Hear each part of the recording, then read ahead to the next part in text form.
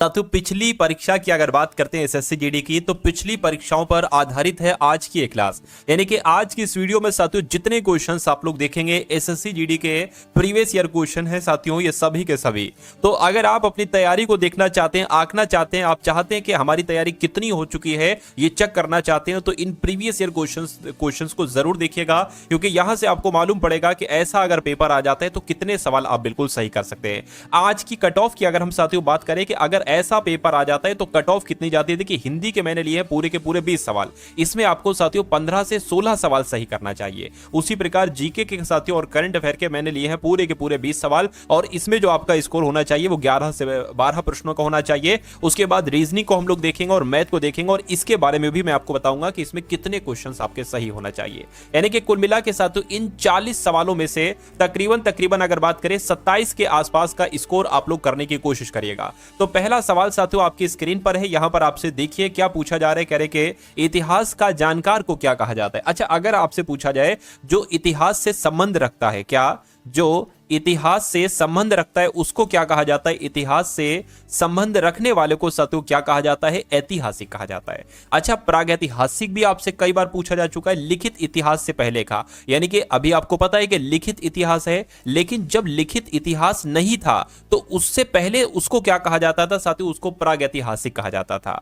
और जो पुरातत्व से संबंधित होता है उसको पुरातात्विक कहा जाता है। लेकिन इतिहास के जानकार को क्या कहा जाता है साथियों? इतिहासज्ञ कहा जाता है। इसलिए जिनका आंसर यहां पर ऑप्शन नंबर ए के साथ है बिल्कुल करेक्ट है। अब उसके बाद देखिए अगला सवाल कह रहे कि रिक्त का साथियों विलोम क्या हो सकता है? आप लोग यहां पर बताइए, रिक्त का साथियों यहां पर विलोम क्या हो सकता है बताइए। तो रिक्त का विलोम साथियों पूर्ण हो जाएगा। जिनका भी आंसर यहां पर ऑप्शन नंबर बी है बिल्कुल करेक्ट है। अगला देखिए कह रहे कि मनोरथ किसका पर्यायवाची है? तो मनोरथ की अगर बात करें साथियों ये कामना का पर्यायवाची हो जाएगा। किसका पर्यायवाची हो जाएगा साथियों? ये कामना का पर्यायवाची हो जाएगा। जिनका आंसर ऑप्शन नंबर डी है बिल्कुल करेक्ट है। पौ 12 होना, इस मुहावरे का मतलब क्या होता है? तो इसका मतलब होता है साथियों खूब लाभ होना। क्या? खूब लाभ होना। जिनका आंसर सी बिल्कुल करेक्ट है। यानी कि दिए गए शब्द का समानार्थी शब्द आपसे पूछा जा रहा है, यानी कि आपसे पूछा जा रहा है कि सोने का समानार्थी शब्द क्या होगा साथियों बताइए।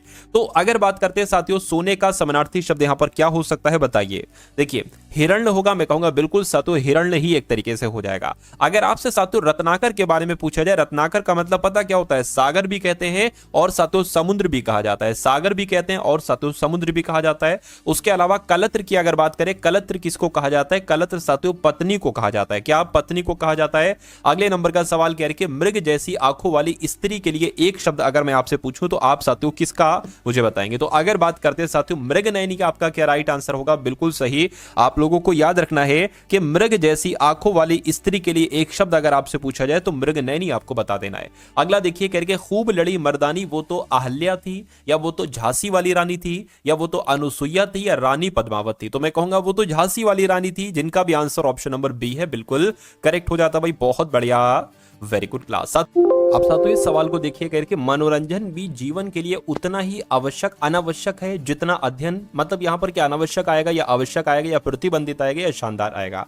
तो मैं कहूंगा यहां पर आवश्यक आना चाहिए, यानी कि मनोरंजन भी जीवन के लिए उतना ही आवश्यक है जितना के अध्ययन। अब अगला सवाल देखिए कह रहे कि अपने परिवार की गरिमा का ध्यान रखना। तो यहां पर साथियों अगर बात करें एक तरीके से बात करें, ये एक रेखांकित शब्द हो जाएंगे। आपको बताने कि इसकी जगह पर कुछ आएगा, गरिमा ऐसे करके आएगा, या ये बिल्कुल सही वाक्य आपको लग रहा है, इस बात का चयन आपको करना है। देखिए अपने परिवार की गरिमा का ध्यान रखना चाहिए। क्या गरिमा ऐसे लिखा जाता है? मैं कहूंगा नहीं।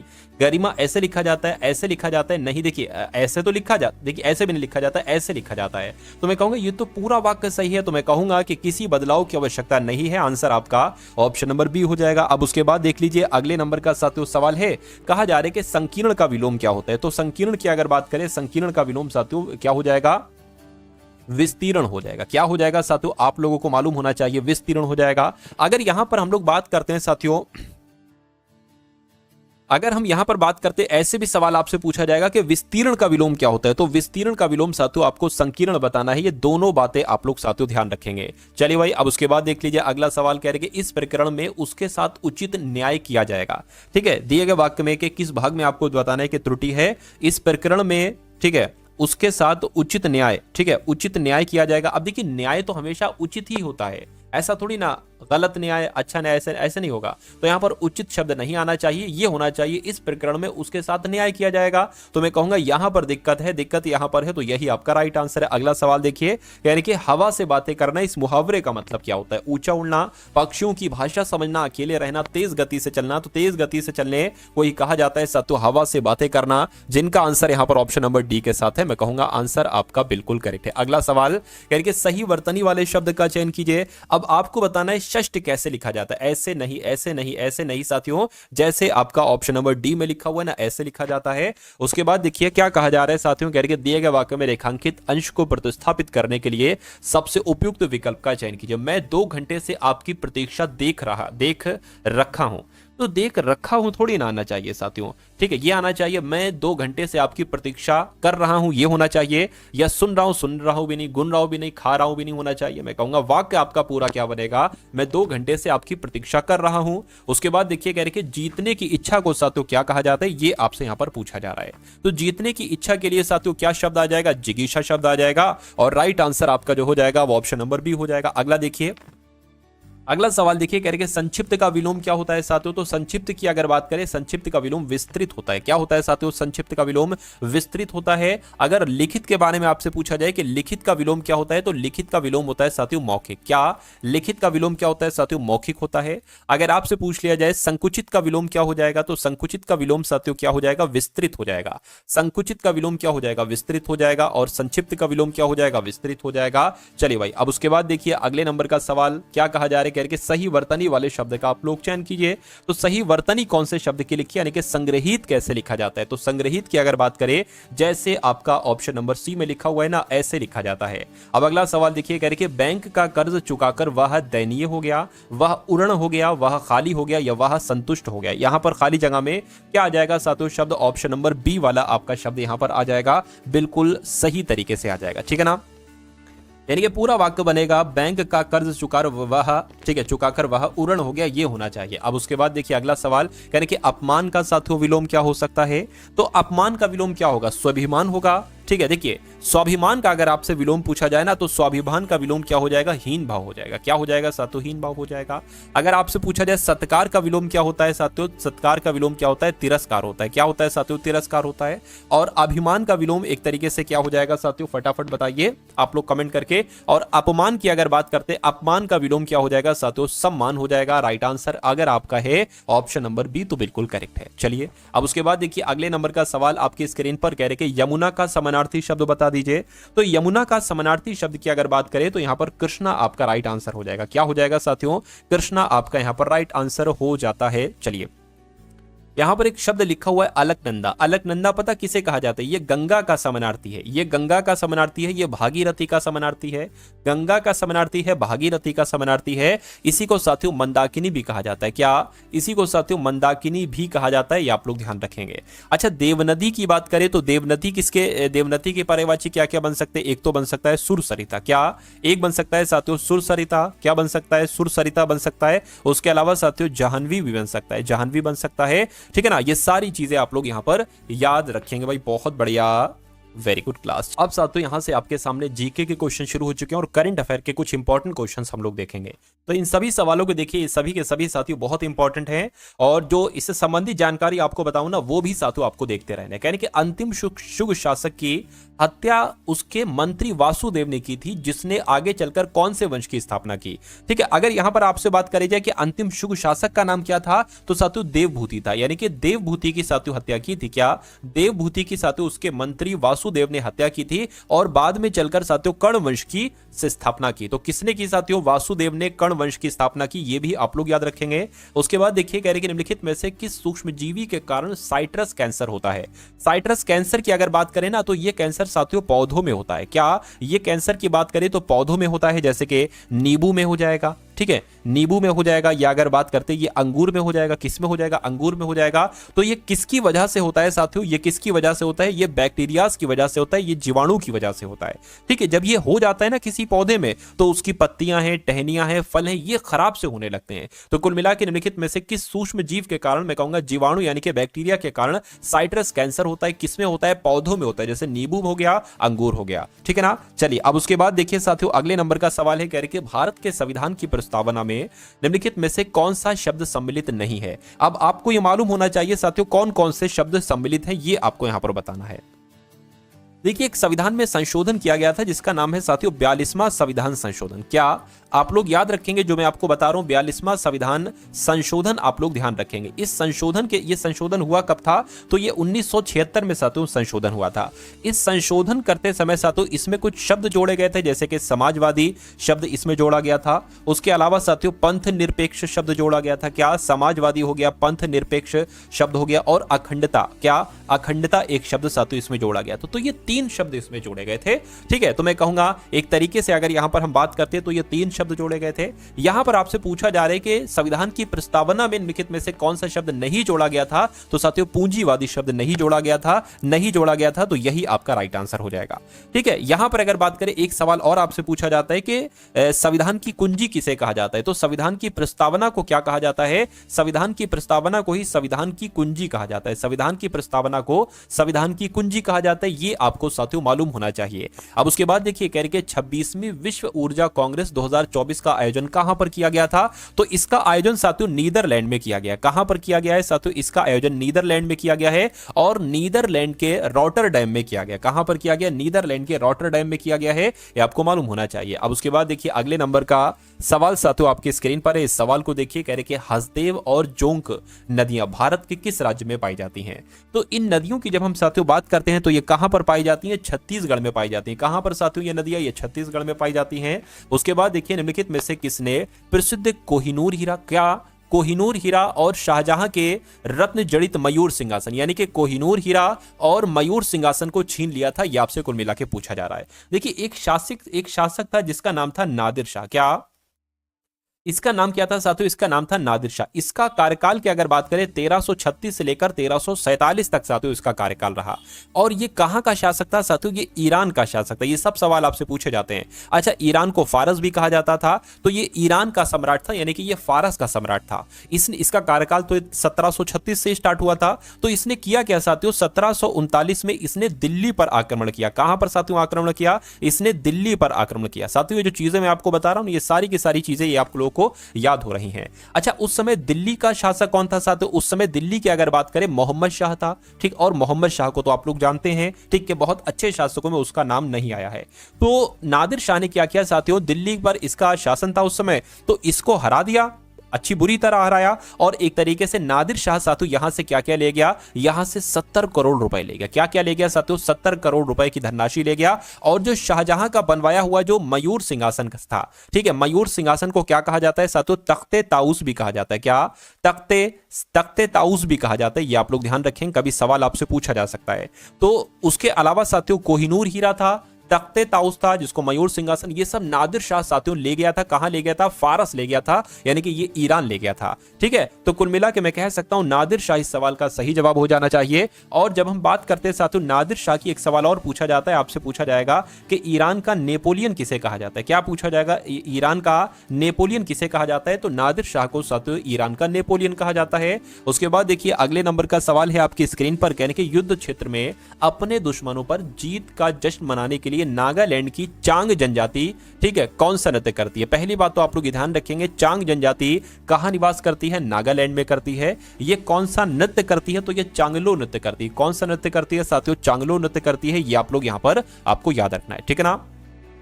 चलिए, तो कुल मिला के आपका right answer option number A हो जाएगा। उसके बाद देखिए कहा जा रहा है ड्यूटेरियम हो गया, ट्रिटियम हो गया, ये टाइटेनियम के समस्थानिक हैं, हाइड्रोजन के समस्थानिक हैं, कार्बन के समस्थानिक हैं, यूरेनियम के समस्थानिक हैं, साथियों मुझे बता दीजिए। चलिए देखिए यहां पर अगर हम बात करते हैं, अच्छा यहां पर अगर हम साथियों बात करें, ये दोनों जो है ना ये हाइड्रोजन के समस्थानिक हैं। ड्यूटेरियम और ट्राइटियम ये हाइड्रोजन के समस्थानिक है। उसके अलावा साथियों जो प्रोटियम है ना, प्रोटियम, ये प्रोटियम भी हाइड्रोजन का समस्थानिक है। ठीक है, ये आप लोग साथियों यहां पर ध्यान रखेंगे। उसके बाद देख लेंगे अगले नंबर का सवाल, कह रहे कि हाल ही में किस देश ने अपनी पहली अंतरिक्ष एजेंसी शुरू की है। तो किस देश ने साथियों, मैं कहूंगा दक्षिण कोरिया की अगर बात करें, दक्षिण कोरिया ने अपनी पहली अंतरिक्ष एजेंसी शुरू की है। और दक्षिण कोरिया का एक प्लान है, क्या प्लान है, कि 2045 तक बहुत अच्छे तरीके से मंगल ग्रह पर जाना चाहता है। कहां पर साथियों, साथियों मंगल ग्रह पर जाना चाहता है बहुत अच्छे तरीके से, तो ये उसकी तैयारी साथियों एक तरीके से शुरू कर दी है इसने। उसके अलावा दक्षिण कोरिया की आपसे पूछी जाती है कि इसकी जो स्पेस एजेंसी है उसका नाम क्या है, तो उसका नाम साथियों कासा है। जैसे कि अमेरिका की नासा है, ऐसे ही दक्षिण कोरिया का क्या नाम है साथियों, कासा है। कासा क्या होता है, इसकी फुल फॉर्म होती है साथियों एरोस्पेस एडमिनिस्ट्रेशन। क्या, एरोस्पेस एडमिनिस्ट्रेशन, ये हो जाएगी साथियों कासा। अगले नंबर का सवाल देखिए, पूछा जा रहा है यहां पर कि 2011 की जनगणना के अनुसार निम्नलिखित में से किस राज्य में लिंग अनुपात प्रति 1000 पुरुषों की तुलना में महिलाएं 1000 से अधिक हैं। यानी कि कुल मिला के आपको यह बताना है कि 2011 की जनगणना जब हुई थी तो किस राज्य में लिंग अनुपात 1000 से अधिक था। तो अगर मैं बात करता हूं साथियों यहां पर केरल की, केरल में कितना था साथियों, 1084 था। कितना था साथियों, 1084 था। तो इसलिए आपका right answer option number B हो जाएगा। उसके बाद देखिए अगले नंबर का सवाल है और कहा जा रहा है कि 1845 से 1846 ईस्वी की अवधि के दौरान निम्नलिखित में से कौन सी लड़ाई लड़ी गई थी। तो कौन सी लड़ाई लड़ी गई थी साथियों, प्रथम आंग्ल सिख युद्ध लड़ा गया था, ये आपको मालूम होना चाहिए। राइट आंसर आपका अगर है ऑप्शन नंबर डी तो बिल्कुल करेक्ट हो जाएगा। अगला देखिए, कह रहे कि निम्नलिखित में से कौन सा जहरीला पौधा नहीं है। तो इसमें से साथियों जहरीला पौधा कौन सा नहीं है, कुल मिला के इतनी सी बात आपसे यहां पर पूछी जा रही है। चलिए देखिए यहां पर अगर हम बात करते हैं ड्रेसिना पौधे की, तो ड्रेसिना पौधा जो है ना साथियों ये एक जहरीला पौधा नहीं है। अच्छा, इस आपसे एक सवाल पूछा जाता है कि जो ड्रेसिना पौधा है इसका अन्य नाम क्या है, तो इसको साथियों ड्रैगन ट्री कहा जाता है। क्या कहा जाता है, इसको ड्रैगन ट्री कहा जाता है। ये आप लोग यहां पर ध्यान रखेंगे। एक पौधा है जिसका नाम है साथियों पार्थेनियम पौधा। क्या इसका नाम है साथियों, पार्थेनियम पौधा इसका नाम है। इसका इस्तेमाल पता कहां पर किया जाता है साथियों, जैसे कि इसका इस्तेमाल किया जाता है कीटनाशक के रूप में। क्या, कीट और कीटनाशक चीजें जहरीली तो होती हैं, कीटनाशक के रूप में किया जाता है, खरपतवार नाशक दवाइयों के रूप में किया जाता है, खरपतवार दवाइयों के रूप में साथियों इसका इस्तेमाल किया जाता है। ठीक है ना। चलिए, और इसकी अगर बात करते हैं साथियों, अगर हम लोग यहां पर बात करते हैं साथियों कैलोट्रोपिस की, अगर हम बात करते हैं कुछ दवाइयों में भी इसका इस्तेमाल किया जाता है, औषधीय दवाइयों में साथियों इसका इस्तेमाल किया जाता है। तो कुल मिला के आप लोग ध्यान रखेंगे ड्रेसिना यहां पर एक जहरीला पौधा नहीं है, बाकी सारे जहरीले पौधे हैं। उसके बाद देखिए अगला सवाल है, कहा जा रहा है कि ज्ञानपीठ पुरस्कार पहली बार किस वर्ष प्रदान किया गया था। तो ये पहली बार साथियों कब प्रदान किया गया था, ये 1965 में साथियों पहली बार प्रदान किया गया था, आपको मालूम होना चाहिए। और जो ज्ञानपीठ पुरस्कार है ना साथियों, ये कहां कौन कौन सी भाषा में दिया जाता है, जो संविधान की 8वीं अनुसूची में साथियों जितनी भाषाओं का जिक्र किया गया है ये उन भाषाओं के लेखकों को दिया जाता है। ये पहली बार साथियों कब दिया गया, तो 22 मई, ठीक है, 22 मई 1961 में साथियों दिया गया। ठीक है ना, मतलब इसकी कुल मिला के स्थापना हुई थी 22 मई 1961 में, तो साथियों इसकी स्थापना हुई थी। क्या, इसकी स्थापना। लेकिन ये पहली बार साथियों कब दिया गया अगर आपसे पूछा जाए, तो प्रथम ज्ञानपीठ पुरस्कार 1965 में दिया गया था। अच्छा, किसको दिया गया था, इनका नाम था, एक शॉर्ट में याद रखेंगे, शंकर जी। वैसे इनका नाम पूरा नाम शंकर कुरुप जी है। ठीक है, तो ये मलयाली भाषा के साथियों एक तरीके से लेखक थे और इनको दिया गया था। ये आप लोग यहां पर ध्यान रखेंगे। इनकी किस रचना के लिए दिया गया था ये भी तो आपको मालूम होना चाहिए। तो ओटक कुशल, क्या साथियों मैं यहां पर लिख देता हूं, ये हो गया ओटक कुशल। ओटक कुशल रचना के लिए जो कि मलयाली भाषा में साथियों लिखित थी, इसके तहत साथियों दिया गया था इनको ज्ञानपीठ पुरस्कार। अगले नंबर का सवाल आपकी स्क्रीन पर, कह रहे भारतीय दंड संहिता की धारा 304 का संबंध किससे है। लापरवाही से हुई मृत्यु, आत्महत्या करने का प्रयास, आत्महत्या का दुष्प्रेषण या दहेज हत्या। तो दहेज हत्या साथियों इसका यहां पर राइट आंसर हो जाता है। ये आप लोग यहां पर ध्यान रखेंगे। अगला सवाल देखिए, यानी कि जो चिल्का झील है जो कि भारत की सबसे बड़ी खारे पानी की झील है, ये किस राज्य में स्थित है, तो ये आपको साथियों यहां पर बताना है। अच्छा, अगर आपसे पूछ लिया जाए साथियों कि भारत की सबसे बड़ी मीठे पानी की प्राकृतिक झील कौन सी, भारत की सबसे बड़ी मीठे पानी की, क्या मीठे पानी की प्राकृतिक झील साथियों कौन सी है, ये अगर आपसे पूछ लिया जाए तो आप लोगों को मालूम होना चाहिए वूलर झील है। कौन सी है साथियों, वूलर झील है। अगर सवाल आपसे पूछ लिया जाए ये कहां पर है, तो ये जम्मू कश्मीर में। ये कहां पर है साथियों, जम्मू कश्मीर में है, ये आप लोग ध्यान रखेंगे। ठीक है ना। लेकिन यहां पर अगर चिल्का झील की बात करते हैं तो यह साथियों ओडिशा में स्थित है। कहां पर स्थित है, यह ओडिशा में स्थित है। राइट आंसर आपका ऑप्शन नंबर बी हो जाएगा। अब अगला सवाल देखिए, अच्छा यहां पर मैं आपको कुछ झील बता देता हूं क्योंकि झीलों से संबंधित सवाल आपसे पूछे जाते हैं। जैसे कि जम्मू कश्मीर के बारे में मैंने बताया, एक वूलर झील है यहां पर। उसके अलावा साथियों वैरी नाग झील भी है। ठीक है, वैरी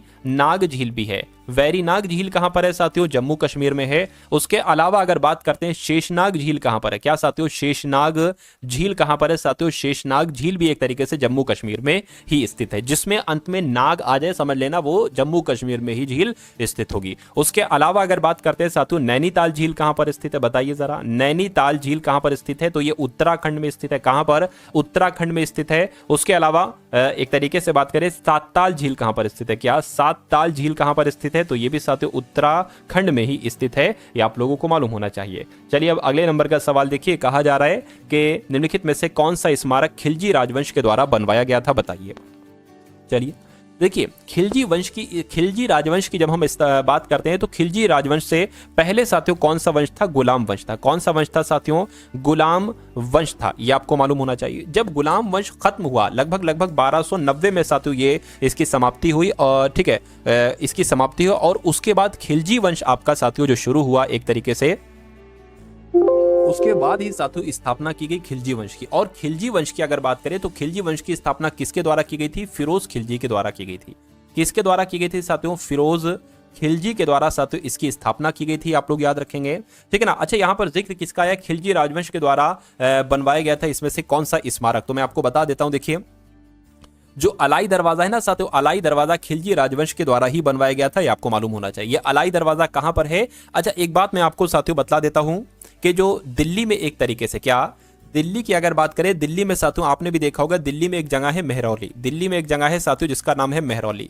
दिल्ली के मेहरौली में कुव्वतुल इस्लाम मस्जिद है। तो जो कुव्वतुल इस्लाम मस्जिद का जो दक्षिणी प्रवेश द्वार है ना, यही अलाई दरवाजा है। और इसका निर्माण एक तरीके से किसने किया था साथियों? अलाउद्दीन खिलजी ने किया था। किसने किया था? अलाउद्दीन खिलजी ने साथियों इसका निर्माण किया था, ये आप लोगों को मालूम होना चाहिए, ठीक है ना। तो कुल मिला के आंसर आपका ऑप्शन नंबर सी हो जाएगा। अब उसके बाद देखिए अगले नंबर का सवाल कह रहे कि 1968 में भारत सरकार द्वारा प्रदत्त साहित्य अकादमी अध्येतावृत्ति पाने वाले प्रथम व्यक्ति कौन थे? तो साथियों कौन थे? सर्वपल्ली राधाकृष्णन थे। आंसर आपका ऑप्शन नंबर सी हो जाएगा।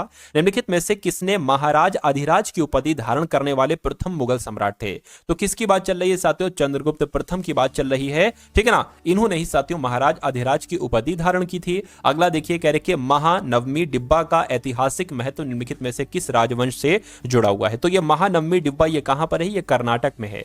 ये कहां पर है साथियों? ये कर्नाटक में है। और अगर बात करें विजयनगर, आपका राइट आंसर हो जाएगा, यानी कि इस डिब्बे का ऐतिहासिक महत्व किस राजवंश से जुड़ा हुआ है? तो विजयनगर से साथियों, इसका विजयनगर साम्राज्य इसका जो है ना वो साथियों जुड़ा हुआ है। कैसे जुड़ा हुआ है ये भी मैं आपको बता देता हूं। देखिए, विजयनगर के एक शासक हुआ करते थे जिनका नाम था कृष्णदेव, ठीक है, जिनका नाम क्या था साथियों? कृष्णदेव राय।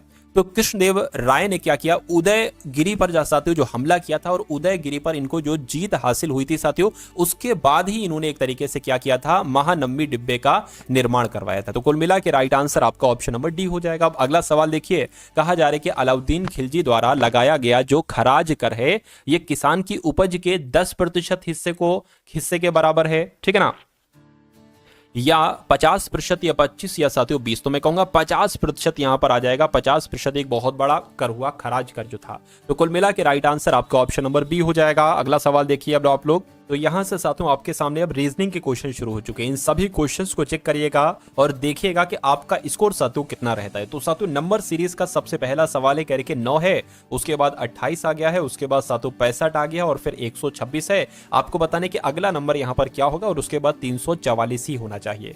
तो इस सवाल को साथियों आप सॉल्व करने की कोशिश कीजिए। अगर हम बात करते हैं साथियों यहां से 9 से 28 हुआ है, 28 से 65 हुआ है, तो कैसे साथियों ये हुआ है ये आपको बताना। अच्छा, यहां पर आप एक चीज देख पा रहे हैं, देखिए 9 28, अगर हम इसको 27 मान ले और इसको 8 मान ले तो ये 2 का क्यूब हो जाएगा। इसको अगर हम साथियों 27 मान ले तो ये 3 का क्या हो जाएगा? क्यूब हो जाएगा। और ये 4 का क्यूब हो जाएगा बिल्कुल, और ये साथियों 5 का क्यूब हो जाएगा। यानी कि 2 के क्यूब में 1 बड़ा 9 हो गया, 3 के क्यूब 27 होता है, 1 बड़ा 28 हो गया, 4 का क्यूब 64 होता है, 1 बड़ा 65 हो गया, 5 का क्यूब 125 होता है, 1 बड़ा 126 हो गया, और 6 का क्यूब होता है साथियों 216, 1 बढ़ाएंगे 217 हो जाएगा। यानी कि 217 आपका राइट आंसर होगा बिल्कुल साथियों, जो कि ऑप्शन नंबर डी में है 217, ये आपका बिल्कुल करेक्ट आंसर हो जाएगा। अब अगला सवाल देखिए, कह रहे कि धीरज ने संदीप से कहा, संदीप कह रहा है कि मेरी मां तुम्हारी मां की इकलौती पुत्री है। संदीप क्या कह रहा है साथियों? ठीक है, संदीप से कहा है, धीरज ने कहा है, ठीक है। धीरज क्या कह रहा है साथियों? धीरज कह रहा है कह रहे क्या, मेरी माँ यानी कि धीरज की माँ जो है ना, तुम्हारी माँ यानी कि ठीक है संदीप की माँ, क्या साथियों, संदीप की माँ, एक सेकेंड, धीरज कह रहा है जो मेरी माँ है ना साथियों, वो तुम्हारी माँ, ठीक है, तुम्हारी माँ की इकलौती पुत्री, यानी कि तुम्हारी माँ की इकलौती पुत्री है। तो धीरज की माँ संदीप से कैसे संबंधित होगी, तो धीरज की माँ साथियों संदीप से कैसे संबंधित होगी, एक तरीके से बहन ही तो होगी, ठीक है। धीरज की माँ संदीप से कैसे संबंधित होगी, बहन, ये दोनों आपस में बहन भाई ही तो हो जाएंगे। तो कुल मिला के बहन आपका यहाँ पर राइट आंसर हो जाएगा, और जिनका भी आंसर यहाँ पर है ऑप्शन नंबर सी के साथ, तो बिल्कुल करेक्ट है। अब अगला सवाल देखिए, अगले सवाल में साथियों आपसे कहा जा रहा है कि एक खास कूट भाषा में KNOW को 1614154 लिखा जाता है, तो HIRE को साथियों क्या लिखा जा सकता है, ये आपसे यहाँ पर पूछा जा रहा है। तो यहाँ पर साथियों K को 16 लिख दिया गया है, ठीक है, और N को 14 लिख दिया गया। अच्छा, N तो 14 पर ही आता है, बिल्कुल सही लिखा है। O 15 पर आता है, 15 भी सही लिखा है। और W तो साथियों 23 पर आता है ना, W 23 पर आता है साथियों। तो ये 4 क्यों लिखा हुआ है, ऐसा तो नहीं साथियों। देखिए K की अगर बात करते हैं, अगर 16 की बात करें तो 16 P पर आता है, लेकिन K का विपरीत लेटर जो है ना वो P है। जैसे A का विपरीत लेटर Z है, B का साथियों Y है, उसी प्रकार K का विपरीत क्या है साथियों, K का विपरीत P है। और W की अगर बात करें, W का विपरीत क्या है साथियों, D है। तो ये 4 नंबर पर D ही तो आता है। तो कुल मिला के ये वाला तो सेम रहेगा। H का विपरीत क्या होता है साथियों, S होता है। और एक तरीके से S किस पर आता है, तो 19 पर आता है। 19 एक यहाँ है, एक यहाँ है। I जैसा है वैसे ही आ जाएगा, यानी कि I 9 पर आता है तो 9 आ जाएगा। R 18 पर आता है तो 18 आ जाएगा। E का विपरीत साथियों क्या होता है, V होता है। और V किस पर आता है, 22 नंबर पर आता है तो 22 आ जाएगा यहाँ पर। यानी कि 1991 कहां पर लिखा हुआ है, ऑप्शन नंबर सी में लिखा हुआ है। तो ये क्या होगा साथियों, ये आपका बिल्कुल करेक्ट आंसर हो जाएगा। अब उसके बाद देखिए कह रहे कि पत्तियों का संबंध क्लोरोफिल से है, तो रक्त का संबंध साथियों किससे होगा, ये आपको यहाँ पर बताना है। तो पत्तियों का संबंध क्लोरोफिल से है, रक्त का संबंध साथियों किससे होगा, फटाफट आप लोग यहाँ पर देखकर मुझे बता दीजिए। साथियों जिन्होंने भी क्लास को अभी तक लाइक नहीं किया, तो आपसे रिक्वेस्ट है कि क्लास को आप सभी लोग यहाँ पर साथियों लाइक कर दीजिए, एक बार क्लास को लाइक कर दीजिए और बता दीजिए इस सवाल का जवाब क्या होगा। देखिए क्लोरोफिल की वजह से पत्तियों का रंग कैसा होता है, हरा होता है। तो हीमोग्लोबिन की वजह से साथियों रक्त का रंग कैसा होता है साथियों, लाल होता है। तो मैं कहूंगा कि यहाँ पर आपका राइट आंसर हीमोग्लोबिन के साथ जाएगा। आंसर आपका ऑप्शन नंबर ए हो जाएगा। अब उसके बाद देख लीजिए अगले नंबर का साथियों सवाल है, कहा जा रहा है, इसको मैं थोड़ा बड़ा कर लूं, थोड़ा बड़ा कर लेता हूं, देख लीजिए।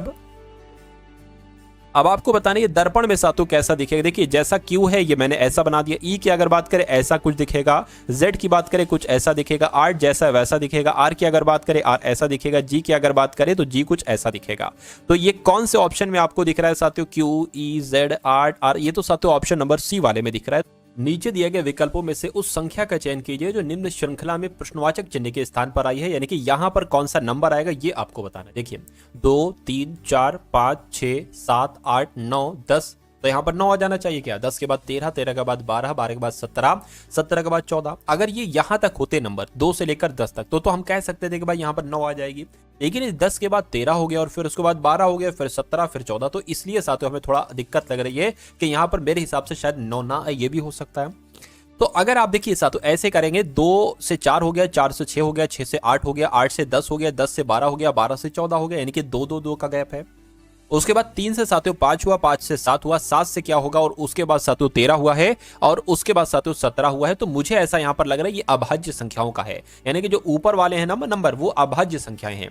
अभाज्य संख्याओं में 2 के बाद 5 आता है, 5 के बाद 7 आता है, 7 के बाद 11 आ जाता है, और 11 के बाद 13, फिर 17। तो मैं कहूंगा यहां पर साथियों आंसर आपका जो जाएगा वो ऑप्शन नंबर बी के साथ जाएगा। अब उसके बाद देखिए अगले नंबर का सवाल आपकी स्क्रीन पर, इस सवाल को साथियों देखिए और बताइए राइट आंसर आपका यहां पर साथियों किस ऑप्शन के साथ जा सकता है। अब यहां पर साथियों आपके सामने मैथ के क्वेश्चंस यहां पर स्टार्ट हो चुके हैं, ठीक है ना। कहने के एक दुकानदार 15% की छूट देता है और फिर 5% लाभ प्राप्त करता है। यदि क्रय मूल्य 340 है तो अंकित मूल्य साथियों क्या होगा, ये आपको यहां पर बता देना है। चलिए भाई, तो इसमें क्या है साथियों, इसमें कुछ नहीं, एक दुकानदार 15% की छूट देता है, 15% की छूट देता है और फिर 5% का लाभ प्राप्त करता है यदि क्रय मूल्य 340 है। तो अगर साथियों क्रय मूल्य 340 है, यानी कि किसी वस्तु को आपने 340 रुपए में खरीदा है और उस पर लाभ कितना होता है साथियों, 5% का लाभ होता है, यानी कि आप इसको 105% में बेच रहे हैं, ठीक है ना। अब इसको अगर साथियों कैलकुलेट करें इसको कैलकुलेट करें, इसको कैलकुलेट करने के बाद आपको विक्रय मूल्य मालूम पड़ जाएगा, विक्रय मूल्य मालूम पड़ जाएगा, 0 से 0 कैंसिल हो जाएगा। अगर इसको हम 2 से कट करें तो 2 पंजे 10 हो जाएगा और यहाँ पर साथियों 17 आ जाएगा। 5 से कट करें 5 दूना 10, 5 एकम 5, तो 17 और 21 की साथियों आपको गुणा करा लेना है। ठीक है, 17 1 आ जाएगा, सॉरी 7 आ जाएगा और यहाँ पर 1 आ जाएगा और यहाँ पर 17 दूना 34 आ जाएगा, 7 आ गया, 5 आ गया, 3 आ गया। यानी कि सेलिंग प्राइस कितना हुआ, यानी कि विक्रय मूल्य कितना आ गया साथियों, 357 रुपए आ गया। ठीक है, अब की अगर बात करें, अब साथियों यहाँ पर 15% की छूट भी दी गई है। तो अगर साथियों हम 15% की छूट दे दें, क्या 15% की साथियों अगर हम इस पर छूट दे दें तो कैसे क्या हो पाएगा। 15% की छूट दी जाती है, यानी कि जब ये बेची जा रही है ना साथियों, तो 15% की छूट दी गई है, यानी कि 85% में ये बेची गई। जो 357 रुपए में बेची गई ना, ये 85% बेची गई क्योंकि 15% की छूट दी गई है। तो अंकित मूल्य साथियों यहाँ पर आपसे पूछा जा रहा है, तो अंकित मूल्य कैसे निकालेंगे, 357 बटे यहाँ पर 85 आ जाएगा। अंकित मूल्य 100% मान लेते हैं, तो 100 से गुणा करा दीजिए। अब इसको कैलकुलेट कर लीजिए साथियों, ये कैसे हो सकता है। 5 से अगर कट करेंगे साथियों तो 5 एकम 5, 5 सत्ते 35 हो जाएगा और 5 सत्ते 35 हो जाएगा, 5 पंजे 25 हो जाएगा। ठीक, ये बात क्लियर है। उसके बाद अगर बात करें और इसको साथियों अगर हम लोग कट करने पर आए, यहाँ पर तो साथियों दिक्कत हो गई, ये 357 की जगह 375 साथियों मैंने लिख दिया, इसलिए हम क्या करेंगे, इसको दोबारा से साथियों लिख लेंगे। ठीक है, अब यहां पर अगर साथियों बात करें 357, यानी कि ये 85% की वैल्यू है, 1% की वैल्यू आपको बताना है, तो 357 बटे साथियों 85 आ जाएगा, गुणा साथियों यहाँ पर 100 से हो जाएगी। इसको 17 से कट कीजिए, 17 पंजे 85 हो गया, 17 दूना 34 हो गया, 1 जाएगा 17 हो जाएगा, 17 एकम 17 हो गया और ये गुणा साथियों ये वाला 100 हो जाएगा। 5 से कट करेंगे साथियों 20 आ जाएगा, यानी कि 20 गुणा 21 कितना हो जाएगा, तो 20 गुणा 21 की अगर बात करते हैं साथियों, 2 एकम 2, 2 दूना 4 और 0 लगे, यानी कि 420 हो जाएगा। तो अंकित मूल्य कितना रहेगा साथियों, 420 रुपए रहेगा। तो 420 रुपए आपका बिल्कुल करेक्ट आंसर हो जाता है। अब उसके बाद देखिए अगले नंबर का सवाल आपकी स्क्रीन पर, कहने कि कविता ने 2500 में एक घड़ी खरीदी और इसे 12% की हानि पर बेच दिया। इन रुपए से उसने एक पंखा खरीदा और उसे 15% के लाभ पर बेच दिया। इस पूरे लेन देन में उसे होने वाले कुल लाभ हुआ या कुल हानि हुई, ये आपको यहां पर बताना है। घड़ी का क्रय मूल्य साथियों कितना है, घड़ी का क्रय मूल्य यहां पर 2500 रुपए है। उसने साथियों क्या किया, 12% की हानि पर बेचा, तो जाहिर सी बात है उसने 88% पर बेचा होगा। इन रुपए से उसने एक पंखा खरीदा, यानी कि ये जो अब रुपए आएंगे इनसे एक उसने पंखा खरीदा और उसको 15% के लाभ पर बेचा, यानी कि इसको उसने 15% के लाभ पर बेचा, यानी कि 115% पर उसको बेचा। ठीक है, तो अब हमें ये निकाल कर बताइए कि अब ये इसको कैलकुलेट करके कितना आएगा, यानी कि उसने एक पंखा, ठीक है, मतलब अब अंत में आपको बताने कितने रुपए ये आखिर बन जाएंगे। ठीक है, तो कितने रुपए में आखिर उसने बेचा, विक्रय मूल्य अब उसका क्या रहा, तो इसको कैलकुलेट करिए। 0 से 0 कैंसिल हो जाएगा। ठीक है, 25 से 7 तो यहाँ पर कट होगा तो 4 आ जाएगा, ये कट होगा तो यहाँ पर 22 आ जाएगा, 4 दूना 8, 4 दूना 8। अब 115 की गुणा आपको 22 से करा लेना है, तो 2 पंजे साथियों 10 हो गया, 2 एकम 2, 3 हो गया, 2 एकम 2 हो गया, यही 230 यहाँ पर आ जाएगा। 0 आ गया, 3 आ गया, 5 आ गया, 2 आ गया। यानी कि कहने का साथियों मतलब यह है कि 2500 रुपए की वस्तु उसने खरीदी थी घड़ी, इसमें 12% की हानि पर बेचा तो इसने 88% में बेचा, फिर 15% के लाभ पर कुछ और बेचा तो इतने पर बेचा, तो वो साथियों कितने रुपए की जाकर बिकी, 2530 रुपए की जाकर वो बिकी। अब कह रहे हैं साथियों इस पूरे लेन देन में उसे लाभ हुआ या हानि हुई। उसने घड़ी को 2500 में खरीदा था और फिर उसने 2530 रुपए में साथियों को वो चीज बेची है, तो इसको कितने का प्रॉफिट हुआ, 30 का प्रॉफिट हुआ। इसको आपको प्रतिशत में बदलना है, तो गुणा 100 कीजिए।